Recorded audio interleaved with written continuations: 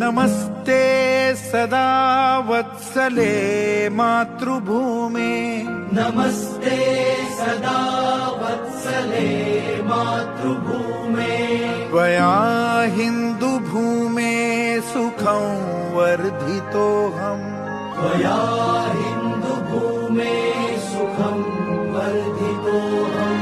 महामङ्गले पुण्यभूमे त्वदर्थे महामङ्गले पुण्यभूमे त्वदर्थे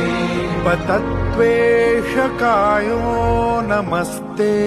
नमस्ते पतत्वेषकायो नमस्ते नमस्ते